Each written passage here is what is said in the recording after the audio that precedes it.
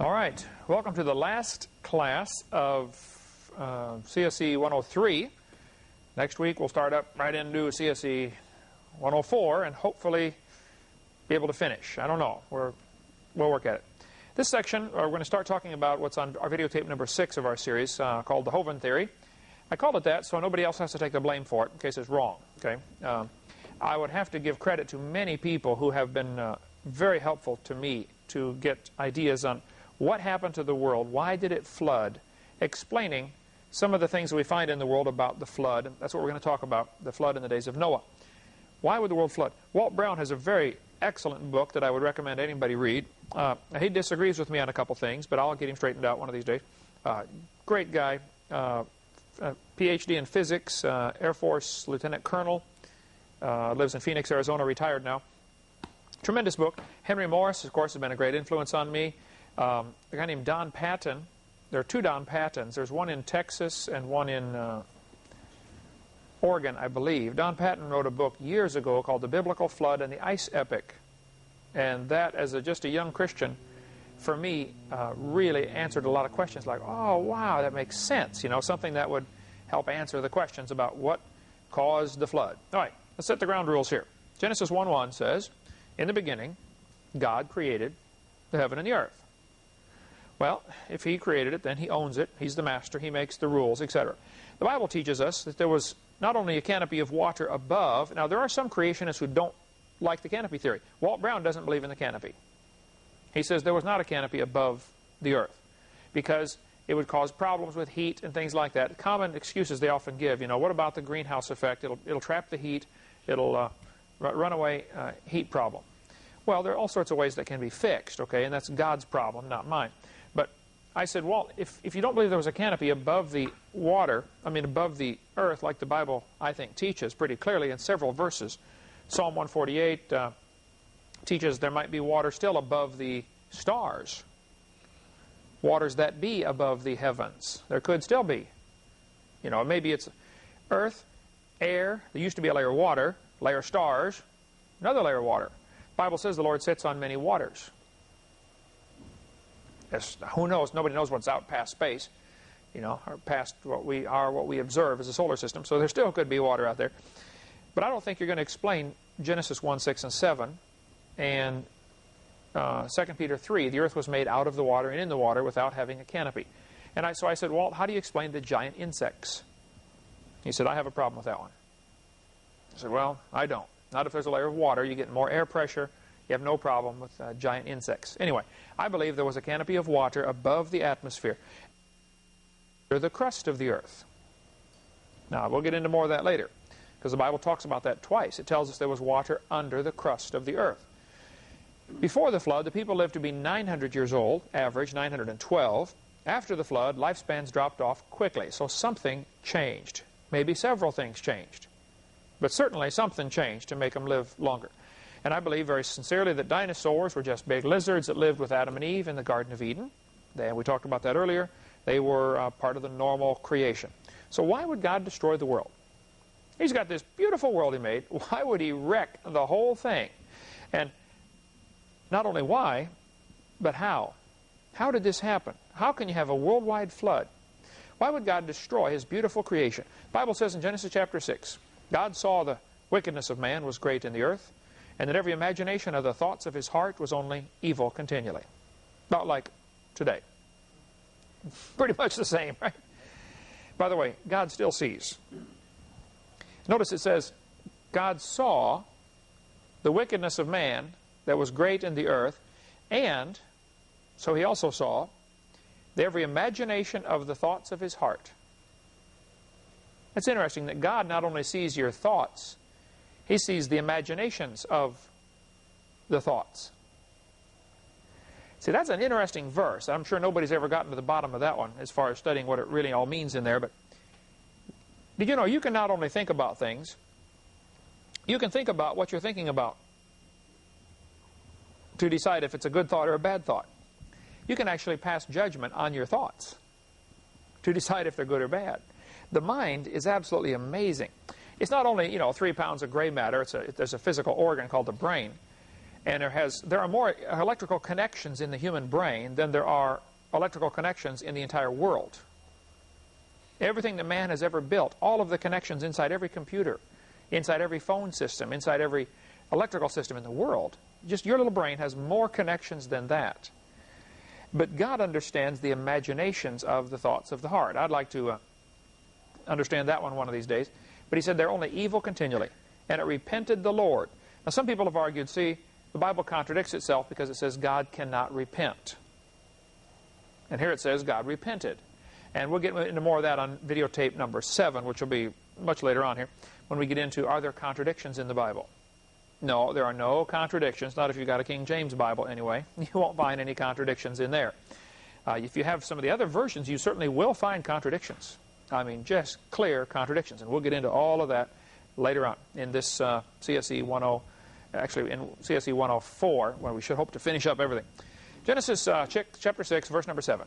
And the Lord said, I will destroy man. Who's he talking to? Well, I don't understand this either, but the Bible teaches there's a Trinity, Father, Son, Holy Spirit. And apparently he talks to himself and decides what to do. I guess I do that all the time also, you know. Well, I says to myself, self, what should we do about that? You know? So God, the Lord said, I will destroy man whom I have created from the face of the earth, both man and beast and the creeping thing and the fowls of the air, for it repenteth me that I have made them. The earth also was corrupt before God, and the earth was filled with violence. And God looked upon the earth, and behold, it was corrupt, and all flesh had corrupted his way upon the earth. Now, I'm not sure if this all flesh means just all humans, or by this time had something happened, and the animals were also corrupt, and they were violent, and eating each other when they weren't supposed to be, or fighting each other. There have been a few fossils found of dinosaurs or other animals found with teeth marks on their bones, where somebody was chewing on them. I believe one was found with a tooth stuck in the bone. And some have argued, see, that proves they were eating each other before the flood. No, that proves they were biting each other before the flood. It doesn't prove they're eating each other, okay? Maybe they're just fighting for high ground. The flood might have taken 6 months to kill everybody. Let's just, I mean, the flood, Noah was in the ark for a year, okay? Let's just assume it took 6 months for everybody to drown. Flood water just keeps slowly coming up, coming up, coming up. Continents start getting smaller and smaller, and pretty soon people are trapped on small areas, and they're just simply fighting for high ground. People get in some awfully ferocious fights for some awfully dumb things now. Right? So, I don't know that I can answer the question, all the questions about that, but whether it was all flesh had corrupted his way, or does that mean just all humans, or does that mean all flesh? And the Lord said to Noah, the end of all flesh has come before me, for the earth is filled with violence through them. And behold, I will destroy them with the earth. So that flood not only destroyed man, it destroyed the earth. Now guys like Hugh Ross are saying the purpose of the flood was just to kill man. It's not what the Bible says. The Bible says God was going to have this flood to destroy them with the earth. God also destroyed the earth. And the Lord said, make thee an ark of gopher wood. Now when you turn to 2 Peter, it tells us, knowing this first, there shall come in the last days scoffers, walking after their own lust, and saying, where is the promise of his coming? For since the fathers fell asleep, all things continue as they were from the beginning of the creation. For this they willingly are ignorant of. And now there's two things they're ignorant of. Number one, that by the word of God the heavens, and it's plural, heavens, were of old. See, when God made the earth, he just spoke it into existence. The heavens were of old, made by his word, and the earth standing out of the water and in the water. Now, I don't know of another way to explain that other than there was a canopy of water above the atmosphere. Some have argued this phrase is only talking about some of the land was sticking out of the water and some of the land was under the water.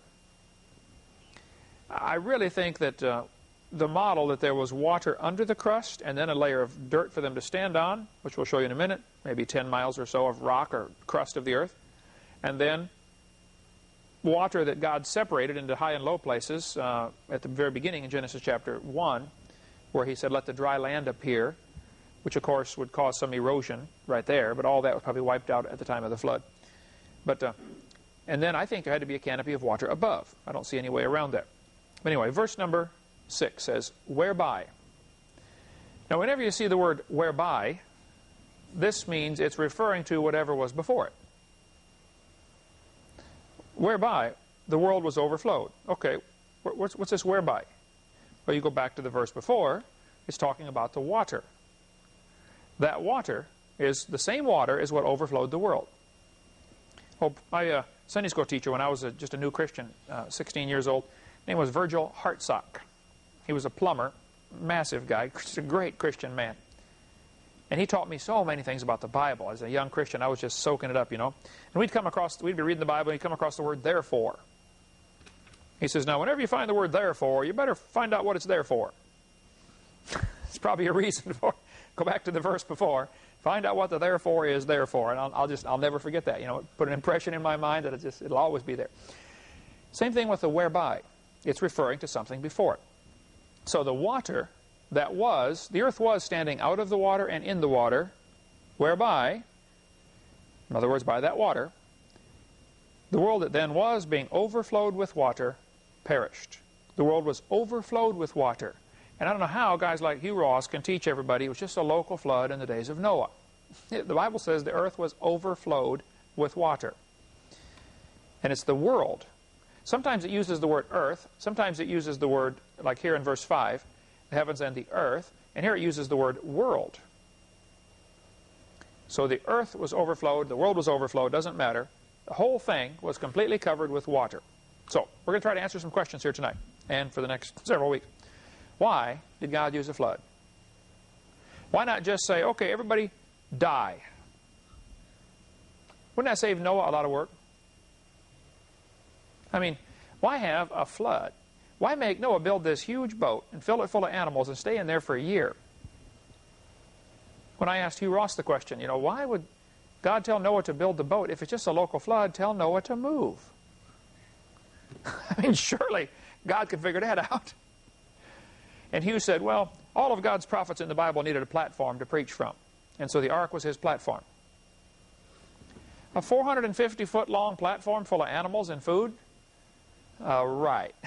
Explain this to me, please. I don't get it. Anyway, he's so desperate. See, I don't want to pick on Hugh Ross too much, but what he teaches is just plain heresy. And he's a nice heretic, but he's a heretic, okay? And it's just flat wrong, and it's seriously wrong, because it goes against so many other doctrines of the Bible. Like, why did Jesus die on the cross? If there's already death in the world before Adam came, then death was part of God's plan. Well, I get real nervous about that. You know, that looks to me, that puts our red flags in my mind anyway. So, I think some things we ought to consider concerning the flood. Number one, a flood left evidence. A miracle would not. I mean, if everybody had just died, and Noah's sons had survived, and Noah and his family, and then they would tell their kids, hey, the reason we're here the only ones in the world is because God made everybody die. After a couple of generations, people are going to start to doubt that, aren't they? Yeah, right. Everybody died? Sure. Gee, you just happen to be the only one, huh, Noah? Yeah, right. Sure. You killed them all, didn't you? Right? I mean, something like that would come up. See, the flood left evidence. We still find the evidence today. You go digging around just about anywhere in the world, you'll find fossils. You still see evidence everywhere you look. When they climbed Mount Everest, they got up to 26,000 feet above sea level and began finding petrified seashells. There's evidence of this flood everywhere. It's just yelling at us from the rock record. Okay. Secondly, the effects are here for all to see and to remind us of God's judgment on sin. Just like with kids, you have to constantly remind them certain things you don't do. Like my dad always had the paddle on top of the refrigerator with the handle sticking out just a little bit. When you go to get the milk, you see the paddle up there. Oops, that's right. Just a little reminder. We need reminded that God hates sin, or else we'll do it. And so everywhere you look, you see evidence. And I think we need to train our young people to look at the world as a reminder. When you see fossils, when you see Grand Canyon, these things ought to be reminders. Wow, God hates sin. But it's not anymore to the average student, is it? To the average student, these are reminders of the evolution theory, aren't they? That's how far we've got our brain off track from where it's supposed to be. Ought to be constant reminders that God hates sin. Thirdly, a warning time while Noah's building the ark gave them time to repent. It tells us in 2 Peter, while the ark was preparing. Can you imagine we don't know how long it took Noah to build the ark, okay? There are a couple of verses that people get confused. Turn in your Bibles to Genesis chapter 6. Genesis chapter 6, and I'll show you here a couple of only verses we have that really deal with this. And it came to pass, verse number 1, when men began to multiply on the face of the earth, and daughters were born unto them, that the sons of God saw the daughters of men, that they were fair, and they took them wives of all which they chose. And the Lord said, My spirit shall not always strive with man, for that he also is flesh. Yet his days shall be 120 years. Well, now wait a minute. People have made all kinds of crazy doctrines over this verse. Let's read what it says. Okay?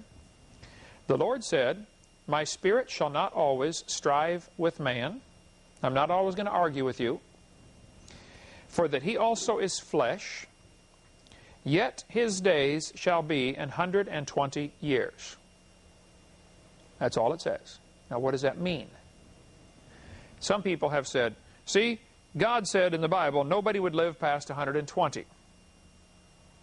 And there have been people proven that they live past 120. And therefore there are contradictions in the Bible. Slow down just a minute now. Did God say nobody would live past 120? No. But they start off with a false idea because God's verse. This verse does not say nobody's going to live past 120. Here's what it says. For that he also is flesh, yet his days shall be 120 years. Is this God warning them? A flood is coming in 120 years? I think so. I think that's the only way you're going to interpret this. God says, in 120 years, I'm going to destroy the world. But I wouldn't be dogmatic on that, but I think that's the best way to interpret that. And some people say it took Noah 100 years to build the ark. I think so, but I can't prove that either. The Bible doesn't say how long it took Noah to build the ark. He might not have started right away. It might have taken him 50 years to build it. He might have hired all the neighbors to help. He might have built it in 1 year.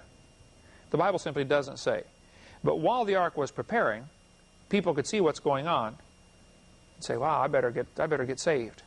Now, if you look at the chart that we have, the chart in the back of the seminar notebook, which tells how long they lived before the flood, the Bible has a verse that just really is, to me, a heartbreaker just a little bit. Back in Genesis chapter 5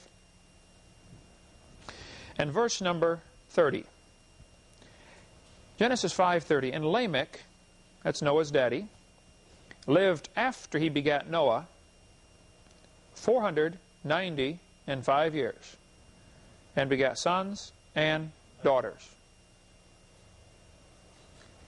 Noah's daddy, Lamech, for 595 years, oh, okay, new glasses, can't get used to the stupid thing. All right. For 595 years, Lamech had more children. These are Noah's brothers. How many of them went on the ark? None. Noah had brothers and sisters that apparently drowned in the flood. Certainly nephews and nieces didn't even listen to their own uncle. It's also interesting, if you look at the dates, Methuselah died the same year the flood started. Now, you can't be dogmatic and say it was the same day. The Bible doesn't give us enough data, okay?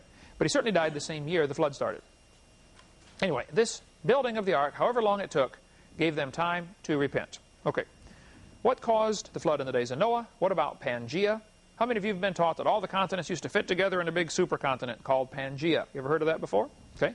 What about Pangea? What about the Ice Age? Where does that fit in? And what froze the mammoths? I've got a mammoth, Eric, in the suitcase or in the box. Would you see if you can find that someplace around here? Maybe it was in the... Yeah, we had it for the kids out today. What would it take to freeze an elephant, a big, huge, hairy, hippie elephant, to freeze it standing up? Yeah, bring that up too. That's a mammoth tooth. And the mammoth vertebrae. We'll just talk about the mammoths here for a minute. How did the mountains and oceans form? Why would the world suddenly flood? Could it really rain enough to completely cover the world? I mean, is it possible to rain that much? Where did all the water go? And where is the evidence? My first debate that I ever did, University of West Florida, one of the students stood up in the audience. We had a question-answer time at the end. And this kid said, Mr. Hovind, is it possible to rain enough to cover the world? I said, today? No, no possible way. If all the moisture in the entire atmosphere condensed, it would probably rain about 2 inches all over the world. Even that would cause some problems. That'd cause some problems in some areas, but you figure the ocean would raise 2 inches. You wouldn't notice that, okay? If the land had 2 inches of water, you probably wouldn't notice it much at all. I mean, if you lived right on the beach may come up 6 inches or something, I don't know, but it's not going to be a big deal. He said, but you really believe the earth was totally covered by water? I said, oh yeah. Well, we'll get into that in a minute, but where did the water go? I get this question a lot. Have you had that yet when you do debates or something? Or question, where did all the water from the flood go? Well, first place, 1 drop of water will completely cover the earth if you spread it real thin. Right? If you shrank the earth down to the size of this globe right here, all of the water in all of the oceans and all of the rivers and all of the lakes would barely fill a tablespoon at this scale. Not much. So where is the evidence? Okay, let's talk about Pangea. Students are taught all of the continents used to fit together. One big, massive supercontinent called Pangea. This textbook says, yes, boys and girls, Africa and South America seem to be a perfect fit. You've seen this in your school, right? Pangea. Here's the evidence they will give you to support their theory. They will say the shapes of the continents seem to fit. Similar fossils are found on opposite sides of the oceans, and there are magnetic reversals in lines in the mid-Atlantic ridge. They will point out, like this map does, showing the 2 red dots across in Africa and South America. They say, see, we find these same kind of fossils on opposite sides of the ocean. Yeah? What does that prove? Does that prove the continents drifted apart, or could it prove there was a worldwide flood and those animals drowned and traveled just about anywhere all over the world? I would say it's reasonable to say it's a fact. Similar fossils are found in South America and Africa. I don't argue with that. What does it prove? Is what I'd like to know. It certainly doesn't prove the continents broke apart, does it? 3-inch galvanized sheetrock screws are used in this building, and they're also used in Eric's house down the street. That proves they broke apart. No, it doesn't, okay? Doesn't prove any such thing. Here's what they don't tell you about Pangea. Africa was shrunk 35 to 40% for the drawings. Now, when you measure an object, and you're going to determine how much it has been diminished, shrinking, there are several ways to do it. Let's suppose we go from a 8.5 by 11 sheet of paper down to a 8.5 by 5.5. Cut it in half, okay? Was it shrunk 50%? Well, if you go from 11 to 8.5, the length from 11 to 8.5 is not a 50% reduction, is it? The area has been shrunk 50%. The length has not. If you went from 8.5 inches wide to 5.5 inches wide, that's not a 50% reduction. And you have to be careful when you talk about percentages, because it's so easy for people to deceive other people. Congress and news media does this all the time, you know. There was a 30% rise in, crime. Well, compared to what? You got to really watch these, because numbers and graphs is so easy to be deceptive. And we can get into more of that some other time. But Africa was shrunk 35 to 40% in area to make your drawing. Mexico and Central America are completely gone. Here's a map of Pangaea from McGraw-Hill Earth Science, 1973. Where is Mexico? You can get any textbook that shows Pangaea and just state, where's Mexico? Where's all of Central America? I mean, I've been to most of those, or many of those countries, flown over all of them. Some pretty good size. So they just simply take them out because it makes the continents not fit. So anything that, makes a theory not work, well, let's eliminate it. It's just not, that's not the way science works. They also don't tell you, Europe and South America were rotated counterclockwise. Africa was rotated clockwise. Notice the way they would have to twist to make them fit. South America twisted one way, Africa twisted the other way. They also don't tell you the obvious. To me, I don't know how anybody can overlook this one. If you take the water out of the oceans, there is dirt underneath. Isn't there? I mean, when you look at a world, you say, wow, this is water, this is land. Well, that doesn't mean there's nothing under the water, right? I bet you could point out that the opposite sides of most rivers in the world are parallel, right? Does that prove the sides broke apart?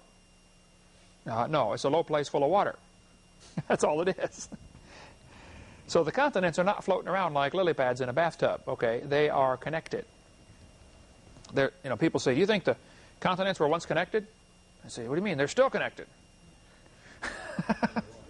It's underwater, but so, they're still connected. What do you mean, were they connected? Yeah, they still are. There are cracks all over the earth, okay, like this mid-Atlantic ridge, which was just recently discovered, in the last, 30 years, I think.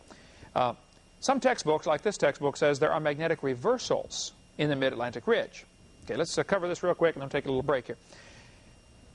Notice what the book says here, figure 13-8. Changes in magnetic polarity of the rock on both sides of mid-oceanic ridges reflect the past reversals of Earth's magnetic poles.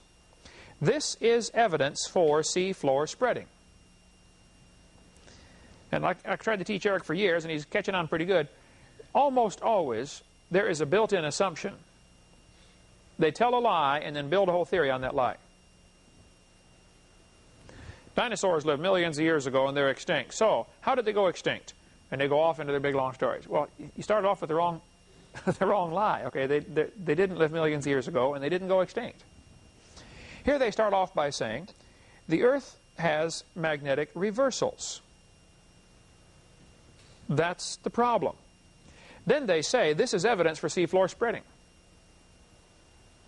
One of the evidences they will give you to prove the seafloor is spreading apart is magnetic reversals, and there aren't any magnetic reversals. What would a magnetic reversal prove anyway? I mean, well, even if there were, would that prove that it's spreading? It still wouldn't prove anything. That's a good point. See, many types of rock will store a magnetic signature, it's called. There are certain kinds of rock. I remember up in Illinois, we got a load of gravel for something my dad was building, or maybe it was out at the lake, my brother's house or something. Anyway, we noticed when you dropped nails, and you picked up nails while you're working on the house, these little rocks would stick to the nail. They're magnetic. I mean, they came out of the truck that way. The guy dumped them in the yard. It's magnetite. Just a naturally occurring rock.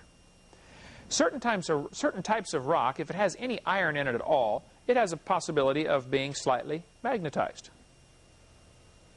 Certain types of rock, like the lodestone, magnetite is lodestone, I believe, the same thing. You can set it on a little block of wood and set it in a pan of water, and it'll turn, point north to you, tell you which way is north.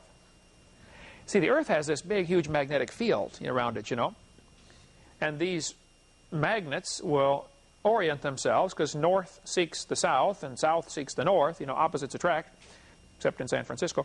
But the poles of the magnet will turn, and line up with the Earth's magnetic field. And we'll get into more of the Earth's magnetic field later because there's some very interesting anomalies in the Earth's magnetic field. But nobody knows for sure what's causing the Earth. Why do we have a magnetic field?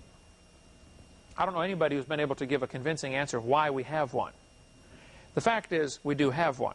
Okay, that is one of the things that causes the northern lights. I've only gotten to see them twice. 3 times, I think. How many times have you seen them? That one time in? Twice. First time in South Dakota, both times in South Dakota. Both times in South Dakota. Occasionally, the northern lights are visible clear down, here. It's real rare. But generally, around the polar regions, the sky just lights up, and it's the most incredible thing. How many of you ever seen the northern lights? Becky, where did you see them at? In Pennsylvania? Man. The magnetic field of the Earth deflects radiation in around the poles, and you get the northern lights, aurora borealis, and the southern lights, aurora australo, some Latin guy. He's probably dead by now, but he named it that. Australis, aurora australis. I used to know all that stuff. It doesn't matter. Anyway, named after Australia, the southern part. So there's a ring around the North Pole, and from satellites, or from space, they can see it. You can see the sky lighting up like a ring. Same kind of effect you get in a fluorescent bulb. If you look at a fluorescent light bulb, there's a little bitty wire at each end, and the electricity is making all of the gas in there light up. It fluoresces. The charge from the sun's particles is causing the atmosphere to fluoresce. And it's the most incredible sight. And if you've never seen it, you really need to go somewhere and see the northern lights. It's like, wow. Remember we laid there in the back of the truck and watched it, for an hour? And we were talking to Mom on the phone saying, oh, you got to see this. You can't see it through the phone. It's a little hard to videotape, I think. Maybe not, but there's not a lot of light out there. But it's just all different colors and stuff like that. Who cares? Well, anyway, the Earth's magnetic field causes the northern lights, causes the southern lights, causes the compass to point north on your car. And here they are telling the kids this magnetic field has reversed. Now, in an electric motor, electricity running through a wire creates a magnetic field. Or a magnetic field creates electricity running through the wire. Either one. If you wrap a wire, a big coil of wire, hook a gauge to both ends of the wire, just wrap it around and around and around, wrap it around a magnet, and then pull the magnet out real fast. And your gauge will go, doot. It creates electricity. A magnet moving through a coil creates electricity. Well, could you have a round magnet just spinning? That's what power plants are. No way. Huge magnets spinning inside a coil of wire. Now you got to have something to keep that magnet turning. And so you have either steam or waterfall or something, okay? Any way to turn the magnet. You turn the magnet inside the coil of wire and it produces electricity. So electricity, you plug in your drill and the electricity goes through a coil of wire and that makes the magnet spin, or the magnet spinning will make the electricity. Either one, okay? They're going to say the Earth's magnetic field has reversed, though. Well, now, nobody knows for sure what's causing the magnetic field, and we certainly don't have a clue how it could possibly reverse the magnetic field. This textbook says at the bottom, the pattern of magnetic stripes as found on the seafloor along the mid-ocean ridge southwest of Iceland. Ages of rock are given in millions of years. Well, at the top it says, reversals of Earth's magnetic field leave a record in the form of magnetic stripes in the rock flowing out along the mid-oceanic ridges. Here's the theory. Here's how it's supposed to work. When a rock is hot, melted, really hot, like lava coming out of a volcano, if there's any iron in there, or anything that's capable of being magnetized, it's just flowing around like water, but the magnetic field of the Earth is going to try to pull it in line. And as the rock cools off, it ends up stuck there.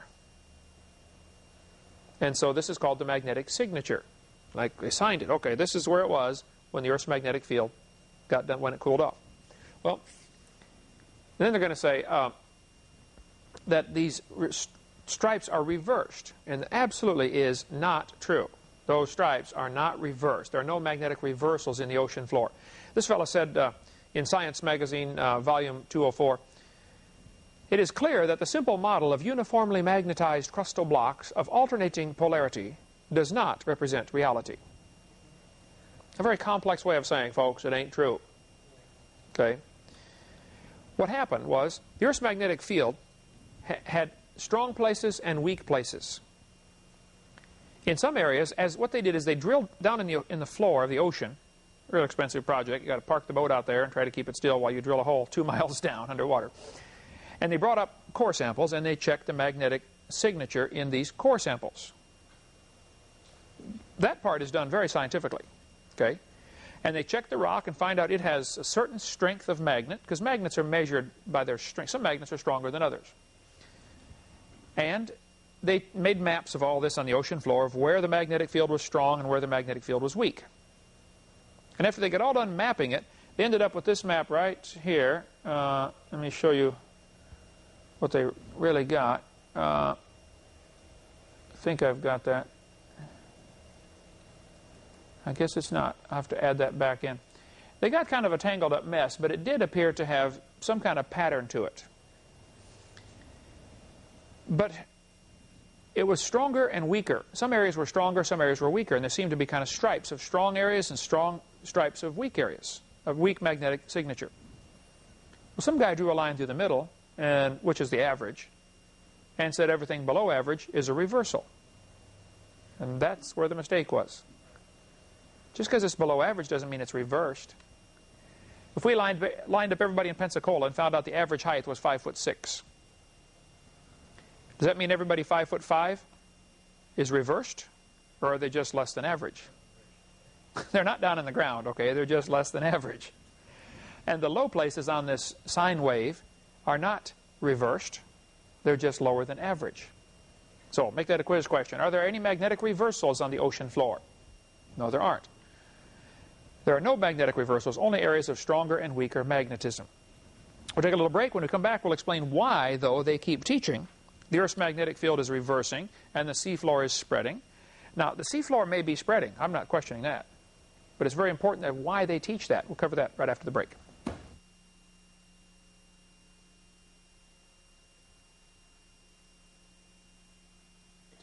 Let's continue here now, talking about the Earth's magnetic field. The Earth's magnetic field is getting weaker. In the early 1800s, a guy named Gauss, G-A-U-S, I don't know how to spell his name, G-A-U-S-S-E or Gauss, I forget, just one S. Anyway, Gauss figured out a way to measure how strong is the Earth's magnetic field. There's many different ways to measure the strengths of magnets. For instance, if you took a magnet and see how many paper clips it'll hold up. You know, to make a string of paper clips. Eventually, it won't hold the string anymore. It's not strong enough. A stronger magnet will hold a longer string. You can get an electromagnet, like at a junkyard.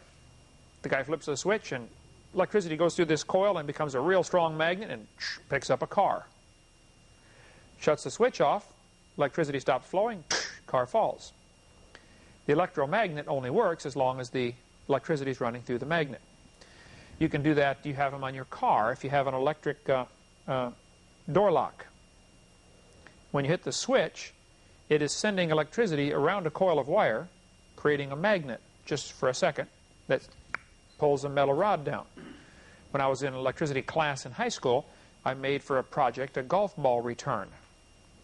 You hit the golf ball, it flows into the hole, and it hits a little switch in the hole, which triggers an electric circuit and makes a magnet. I just had a steel rod, would go, there's a coil of wire and a steel rod. As soon as electricity went through there, boink, it would come out and hit the golf ball and knock it back out to you. You don't have to go get it. What a waste of time. First place, knocking the ball in the hole is a waste of time. But, right? Okay. But the golf ball returns that way. Just a little magnet, you know, just becomes a magnet momentarily. You can actually shoot a steel rod that way. It's a very inefficient way to do it, but it can be done where you have a rod and a coil of wire, you energize it, shoots the thing through. The problem is, when it gets to the middle, as soon as it gets past the middle, it starts pulling it back. So the trick is, as it's coming in, shut your power off so that it'll keep going. Otherwise, it'll go and stop in the middle, which won't do any good. Okay, as far as shooting it. There's all sorts of other ways, more inexpensive ways to propel objects through space. But the Earth's magnetic field, ever since it has been measured by this guy named Gauss, it has been losing strength. it has now lost 6% of its strength in the last 150 years. Could the gravitational pull hold the atmosphere in? Gravity holds the atmosphere in. It has nothing to do with the magnetic field. Is gravity... okay. I don't think gravity and magnetic field are related at all. Is gravity declining at all? No, gravity's all staying the same as far as we know. Gravity appears to be directly related to the mass of the planet. How many pounds of dirt are here? That doesn't change. It's maybe increasing a little as more cosmic dust and stuff falls in, but it's insignificant. So magnetic field and gravitational field are totally unrelated to each other. Some planets have a magnetic field, and some planets and some stars or some moons have a magnetic field, some don't. I don't remember if the Earth has, if the moon has a magnetic field or not. We could look it up. If it does, it's not much of one. Okay. One of the Jupiter's moon, Ganymede, they discovered as they sailed out there past Jupiter, one of its moons has a real strong magnetic field. Most of them don't. They would all have gravity that would be directly proportional to their size. A bigger planet would have, or denser planet, more massive planet is the proper word, would have more gravity, but that would be unrelated to the magnetic field. Okay, the Earth's magnetic field has been declining. As they've studied this data, they said, okay, that means it used to be stronger. Right? How strong can the magnetic field get before you start to create a problem? Thomas G. Barnes was a PhD in physics and taught physics at the University of Texas, El Paso. I've spoken there several times at the university and in El Paso at different churches. Thomas G. Barnes is, I think, probably like 82 years old now. He's pretty old. Brilliant man when it comes to the Earth's magnetic field. He was considered one of the world's experts on the Earth's magnetic field. He said, the magnetic field of the Earth is declining. Here's the data. He said, this shows it cannot be more than 25,000 years old. We'll get into more of that in a minute, but according to Thomas Barnes, the magnetic field of the Earth puts an age limit on the Earth of 25,000 years. Now, those who believe in evolution don't want any age limits. They certainly don't want less than 25,000 years. Right? You got to have zillions of years to make your theory look good. I think it looks bad anyway, but even with zillions of years. But you certainly look really bad without zillions of years. So, factoid. The Earth's magnetic field is getting weaker. I've never had anybody argue with that one. Even the atheists will agree, yes, it's getting weaker. But, they say, that's only because it's getting ready to reverse again. What do you mean again? It never has reversed. So they teach the Earth's magnetic field is reversing because that's the only way they can get out of the problem. The fact is, it's declining. All we've ever measured is it's declining. Nobody's ever seen it reverse. We don't know how it could reverse. If you want to believe it did, that's fine, but that's not science. Psalm 24, verse 1. The earth is the Lord's, and the fullness thereof, the world, and they that dwell therein. Then it says in verse 2, He hath founded it upon the seas. What does that mean? Founded means where you put the foundation. He put the foundation of the earth, He founded the earth upon the seas. Strange verse, isn't it? Look at Psalm 136. To Him that stretched out the earth above the waters. Now, there's another strange verse. Did He stretch the earth out above the waters? Now, some people, especially back during the Dark Ages, say 500 years ago or 1,000 years ago, were teaching, most Christians didn't believe this, but some people were teaching the earth is flat and it's on top of a layer of water because of this verse. Is that what that verse says? No. It doesn't say the earth is flat and it's stretched out on top of a layer of water. I think it does say He stretched out the earth above the waters. So there was water under the earth. That doesn't mean under the earth like this, under the earth. Under the part we're standing on. Okay? A layer of water under the crust of the earth. That's the water, I believe, that came shooting out at the time of the flood. Look at Genesis chapter 7 and verse 11. In the 600th year of Noah's life, in the 2nd month, in the 17th day of the month, the same day were all the fountains of the great deep broken up, and the windows of heaven were opened. It's very important you notice the sequence here. Hey, can Andrew bring me a glass of water, too, when you get time? Yeah. Notice the sequence here. First, the fountains of the great deep were broken up. Then, the windows of heaven were opened. Some people say, how can it rain for 40 days and flood the world? Here's typically what an atheist will do. Okay, a guy called me today, talked about this. He said, Mount Everest is 29,000 feet high. I said, yep, you're right. He said, in order for it to rain that much, it would have to be, you know, X number of inches of rain per day for 40 days. And it can't rain that much. The atmosphere won't hold that much. Plus, as atmospheric moisture turns to water, it releases heat. See, when you turn water into moisture, you add heat. You take water, turn it to steam, you boil it. You have to add energy. When the steam condenses back to water, it releases the energy. That is called the latent heat of condensation. As water condenses, it releases heat. And he said that much moisture to produce that much rain to cover Mount Everest would produce so much heat it would completely destroy the earth from the heat. I said, you're absolutely right. See, they do all the right calculations about how many joules of energy and how many, how much heat and all this stuff, but it's all based on a faulty assumption. Did the water have to cover Mount Everest? No. Mount Everest was under the water. How high were the mountains? How high were they before the flood? Was Mount Everest even there before the flood? We don't know any of that. Okay. One drop of water will cover the earth a mile deep. Or one drop of water will cover the earth if you spread it thin. And there's enough water right now in the oceans to cover the earth about 1.5 miles deep. The earth is 70% underwater. I mean, there's an awful lot of water out there. I flew back over to Pacific. You remember coming back from Australia. That's a long flight. I mean, it was hour after hour after hour. And the pilot came out and he said, folks, we've got a 200-mile-an-hour tailwind. We're going 750 miles an hour. I just thought you'd like to know. That's the fastest I've ever gone. 700, that's past the speed of sound. Of course, we were in the wind, so we were not breaking the sound barrier. But even at that incredible speed, it was many, many hours just to get across the Pacific. So I told Brian, my computer guy in my office, I said, Brian, the Pacific Ocean is huge.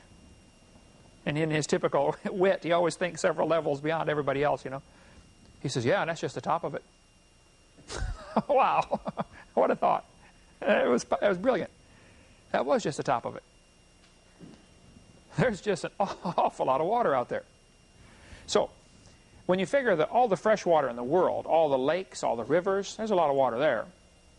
It's about, not even 1/2% of the water in the world.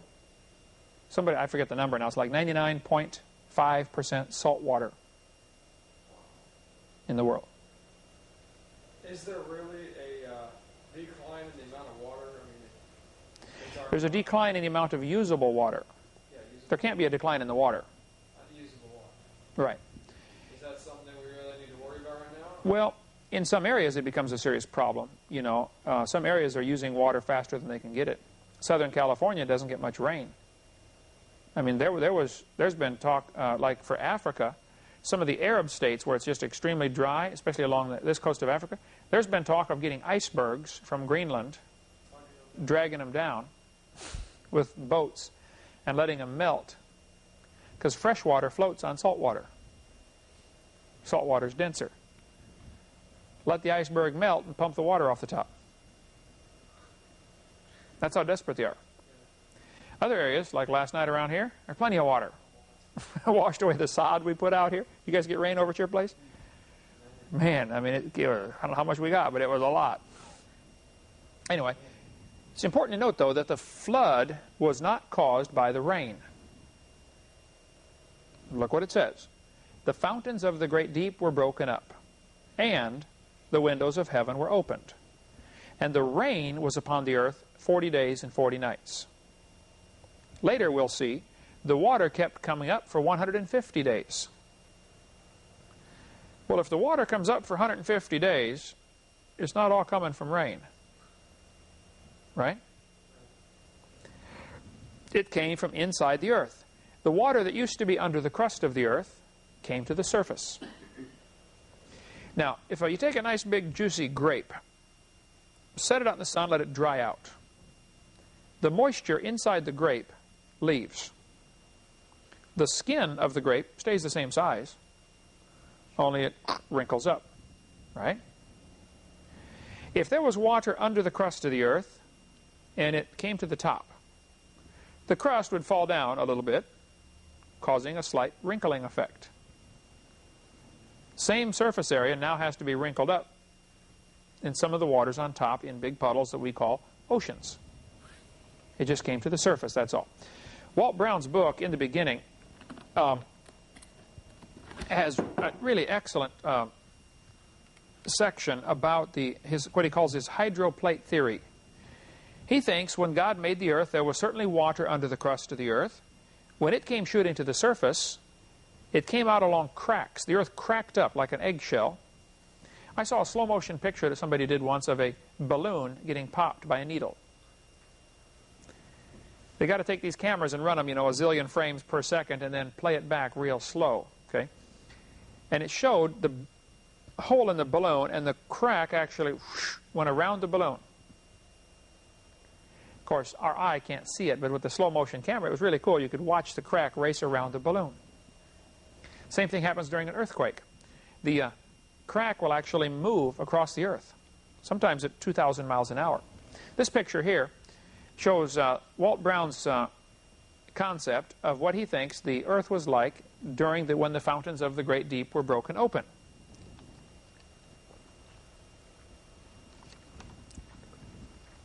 He says the cracks, as the water is shooting out, would get wider and wider just from simple erosion.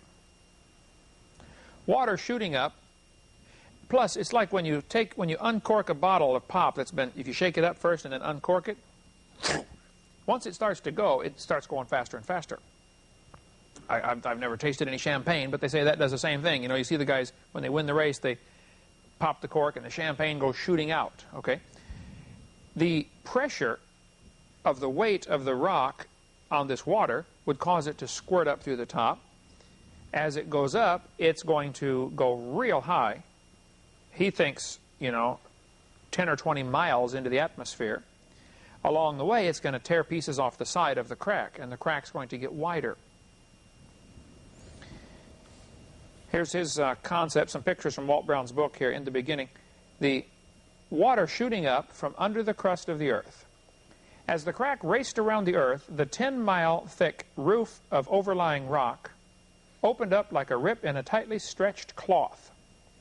Water exploded with great violence out of the 10-mile deep slit, which wrapped around the earth like a seam of a baseball. As the crack gets wider and wider, eventually it reaches a point where the layer of rock underneath, which is called the basalt, would bulge up. He uses an interesting illustration. If you take a mattress and squeeze it from the ends, if you push from the ends, pretty soon the mattress will bulge up in the center, or a spring like this picture here shows, okay? If it's compressed from the ends, but there's weight on top, it can't bulge up. That's why most springs that are under compression, you put them in a tube, so they can't bulge out someplace. But if the earth had a layer of basalt and a layer of rock on top, and with water in between, as the rock on top gets farther apart, the basalt is going to bulge up. Basalt is relatively soft, half-melted rock. As the basalt lifts up then into that opening crack, it's going to cause the continents to slide away. They're going to keep sliding based on several factors. How steep is the ground? How much water is still left to lubricate it, because that water is leaving all the time. Eventually, enough water has left that it comes screeching to a halt. In some areas, if it bulged up real slow, it would slide off real slow. Now, it's not just sliding off into nothing. I mean, the Earth had a solid crust. As it slides off, somewhere else it's wrinkling up. It's like during a car accident. You know, when your front bumper moves in toward the windshield, the metal has to wrinkle up to absorb all of that. And a good engineer will take advantage of that. Okay, the metal's going to wrinkle up. Let's use that to absorb some of the energy of the impact so it doesn't kill the people inside. And that they try to use all that stuff. But he says the Earth's crust slid off, causing the basalt to lift up in the center even more, until eventually all factors are equalized, the stresses are neutralized, and everything stops. Some of the water is probably still trapped down there. Huge areas of under-subterranean water in the crust of the Earth. There still is today, okay, called aquifers. As the basalt cracked, the water would rush in to the cracks. Now, if you take a magnet and stick it in an oven and heat it up, if it's not oriented north-south, it'll gradually lose its magnetic strength. A hot magnet will not store it won't be very strong. A cold magnet will be stronger. It'll store the magnetic field better. So here's water rushing into the cracks of hot basalt. That's going to cool it off, right? That's going to store a strong magnetic signature in the rock. Areas where the basalt is still hot, it's going to have a weaker magnetic signature. So when they're measuring the magnetic signature on the bottom of the ocean floor, they were not measuring magnetic reversals. They were really measuring where the cracks are, which are now full of sediment. You know, they filled in with stuff. They've been there for 4,400 years. So you can't actually see most of the cracks down there. But you can detect them with the magnetic signature. That's all it is. It's not a magnetic reversal. Here's that picture we were looking for earlier of what they, on the left is what they actually find. Brown areas would be strong magnetic field. White areas is weak magnetic field. By the time it gets in your textbooks, it's nice, neat lines. Okay, it's not actually nice, neat lines that they find down there. It's kind of a jumbled up mess. So as basalt gets hot, it loses its magnetism. So I think the water rushed into the cracks, cooled the basalt, and locked in a stronger magnetic signature. There is no place on the ocean floor where a north-seeking compass will point south. The Earth today has cracks all over it. The San Andreas Fault, the Hayward Fault, the New Madrid Fault. None of my fault, but no question the Earth has cracks. The question is, how did they get there? A couple of weeks ago, I was staying at somebody's house in Denver area, Colorado. And they said, yeah, right off our front yard is the Golden Fault. And you can see where the ground had slipped down. Maybe, I don't know, 70 feet. Just a cliff. That was one of the fault lines of the Earth. I stood right on top of the San Andreas Fault in Lompoc, California. That's the weirdest feeling. You know, you're driving along, and all of a sudden it goes this little mountain range. You know, you go up the mountains and come back down, and you realize you're in the middle of a valley with a little sign, San Andreas Fault. You drive another quarter mile, and you're out of it again. Well, when I was in Alaska, Mom and I stayed in the 12th or 13th or 14th floor, I forget, of this motel that was built 30 feet away from the San Andreas Fault. They don't call it that up there. It's got a different name, but it's the same crack in the Earth, okay? They said in 1964, the Earth dropped down about 30 feet. And so they smoothed it out and planted grass. And we looked out the window, and there was the grassy slope. We could see it, I mean, from here to the burn barrel, away from us. You're just right there. Here I'm up on the, I don't know, 12th or 13th floor thinking, boy, if there's another earthquake, that's a long ways to fall down there, you know. So I asked the guys at the hotel. They said, oh, yeah, this hotel is built on big rollers. The whole building can move in case of an earthquake. The ground is going to move. They're going to hope the hotel moves less than the ground, so it kind of absorbs the shock, you know. Well, if there's several kinds of faults, okay, there's a slip fault where it slips, one slips past the other like this. If you take two blocks of hard jello, smack them into each other, and start moving one down and one up while they're tight against each other, eventually you'll hear it go, as the jello kind of jerks past itself, okay?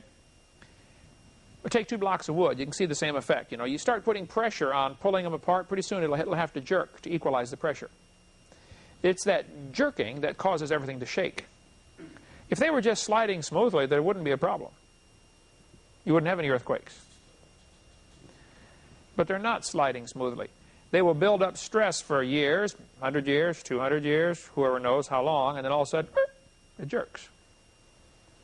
The ground might actually only move a few inches, but the jerking, I mean, if I put a steel rod against your head and just tap it with a hammer and only move it a 1/4 inch, bam, it's still going to hurt, right?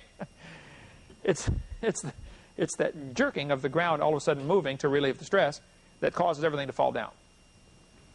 That's what an earthquake is.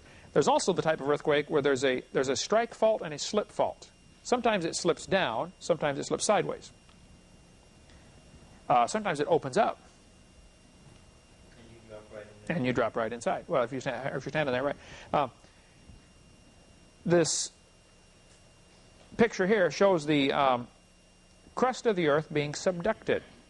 Now, when we went out to Hawaii and watched the volcanoes, I was preaching there in Hawaii, so I went to see a couple of volcanoes.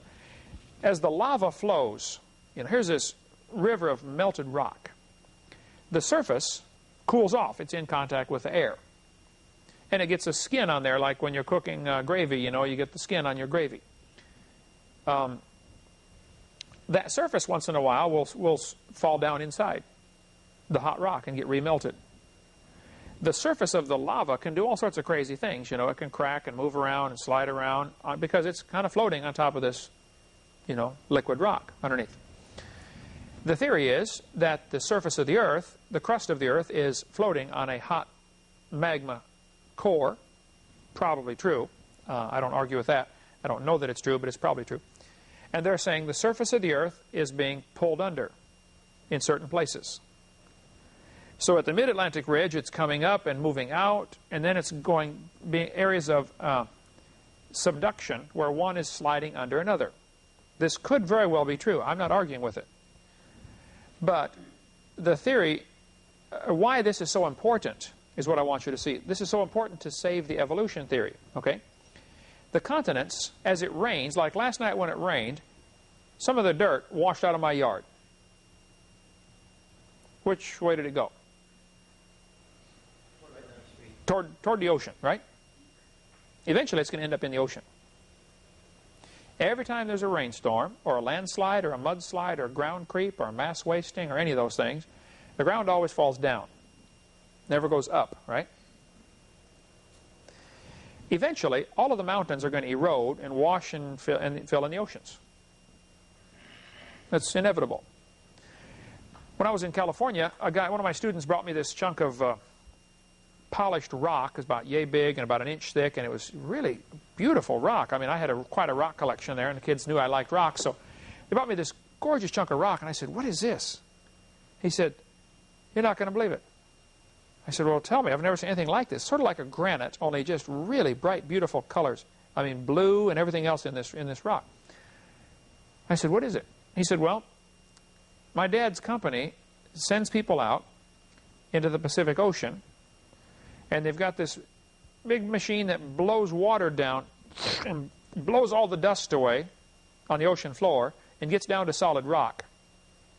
Then they saw pieces of the rock out, and they take it back and they cut it up in slabs and make countertops for people. So people can say, my countertop came from the bottom of the Pacific Ocean. And it's just unbelievably expensive, you know, because it'd be expensive to get it. And it was pretty, but it wasn't, you know, wasn't that pretty. Okay, I wouldn't go to the bottom of the Pacific to get any, that's for sure. But he gave me this piece of it. It's probably still, I left all that stuff in my science class when I left out there. But they wanted to have the rock from the bottom of the Pacific. In order to get to it, they had to blow the dust out of the way. Well, how much mud and dirt and silt is down there? When they calculate how much silt is in the ocean compared to how fast it's coming in, all you got to do is run the numbers and you'll find out it's only a few thousand years worth of mud in the ocean. Our little pond gradually gets mud and leaves in it, right? When you went in there to clean it out last time, the first time it had been cleaned out in probably a year and a half since we built it, it was, you know, a quarter inch of mud in there. Let's just assume it gets a quarter inch of mud every year. The pond's only 2 feet deep. Eventually, if we did nothing, it would fill in with mud. Just that's the way it happens, okay? Eventually, the oceans are going to fill in with sediment. So how much is there? Well, they find out there's only a few thousand years worth of accumulation. Well, those who teach the earth is billions of years old don't like that idea because, you know, they know the earth is billions of years old, so why is there only a few thousand years worth of mud in the ocean? What's their answer going to be? They've got an answer for that. Evaporates and then runs. No, they're saying the whole ocean floor is being pulled under at the edge and coming up new stuff in the middle. Just like a conveyor belt, it takes all the sediments down in, remelts them, comes back up, and so the ocean floor is constantly cleansing itself. That's why there's no mud down there. Okay, I suppose that's a possibility. But there's another possibility why there's only a few thousand years worth of mud down there. What would that possibility be? It's only a few thousand years old. That's right. That was a flood 4,400 years ago, just like the Bible says, and maybe that's why there's not much mud down there. But all the textbooks teach the continents are moving, and they say they're moving about as fast as your fingernails grow. Fingernails grow a little faster than toenails. I think it grows from where it comes out to the end, which is called the cutting length. I used to know the numbers for biology class. I think it's like 130 days or something like that. 3 months or 4 months it takes to get from here to here. Well, if it takes 4 months to grow a half inch, or say it grows an inch a year, to pick a number, okay? If the continents are moving an inch a year, it's going to be pretty hard to notice. To try to figure out if indeed they are moving, when this theory came out about continental drift, one thing they came up with was, they said, let's put a satellite up in what's called parking orbit, and we'll bounce lasers off it from America and from Europe. We'll both bounce lasers off this satellite, and we'll check the angle of our laser beam. If the angle is getting wider, then we're drifting apart. If the angle is getting tighter, we're drifting together. Sounds good. Problem is, as the laser goes through the atmosphere, it distorts it. If you ever look through hot air, like on just above the surface of a hot blacktop, you see kind of the wavy lines, you know? That's called atmospheric distortion.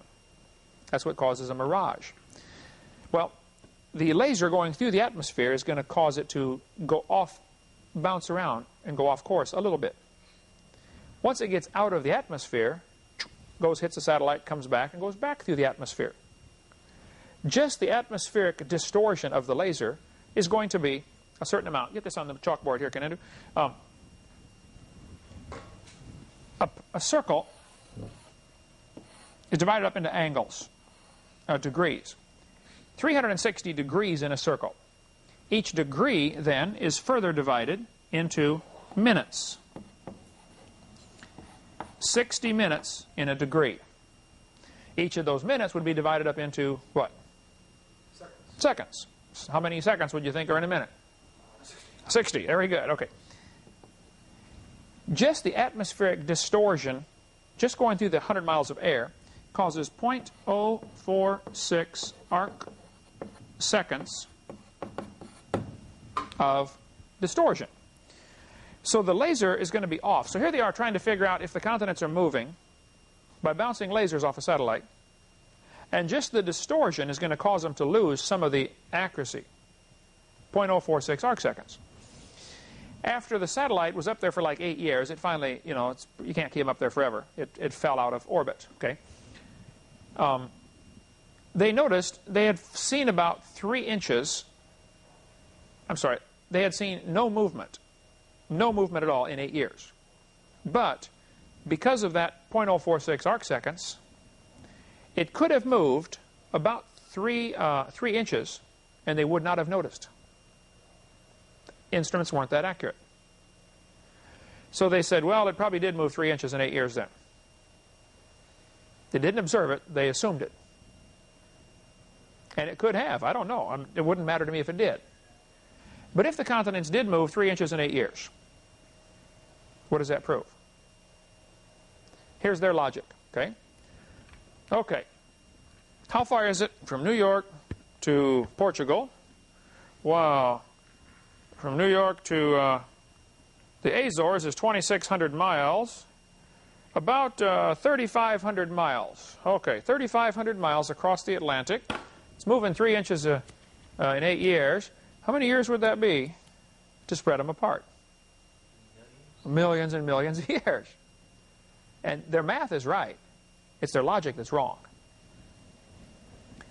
Okay, maybe the continents are moving. I don't know. Wouldn't matter to me if they are. If they're moving 3 inches every 8 years, we don't know that they are, but if they are, would that mean you would measure from New York to Portugal to find out? I mean, if you took the water out of the Atlantic Ocean, you would notice there's dirt underneath. Is all of the ocean floor recycled from the mid-Atlantic ridge? Well, the plates are moving, but that does not prove they've always been moving. It doesn't prove the rate's always been the same, and students ought to be told there are other options to explain this. For instance, here we are in Pensacola, Florida. Interstate 10 runs from Los Angeles to Jacksonville. I've driven on every inch of Interstate 10. It is a long road. If I go up here to the interstate and see somebody headed east at 70 miles an hour, first place, if he's going 70, he's going to get run over, right? From behind. By us, that's right. Good, Eric. Does that prove he started in Los Angeles 4 days ago? No, he might have just got on at the last exit, right? If we see the continents are moving, does that prove they've been moving for millions of years? No. They might have started moving at the flood. If the fountains of the deep broke open, continents slide away, gradually slow down, and we're still today seeing the slowing down. The Earth is still getting adjusted. It got hit pretty hard 4,400 years ago. Had a rough life. Things are still settling in, still moving once in a while, still have an earthquake once in a while. It's all still settling from the flood. That is, I think, just as reasonable of a theory. Next week, when we come back, we'll take up with more on the continental drift and on the flood. And next week, we'll start our CSE 104. So if you know anybody who wants to come join the class, tell them to come on. We're doing it, getting it on tape. We have about 200 students, I think, now total, don't we, Becky, in all the classes? In CSE 101 and 102. And, yep.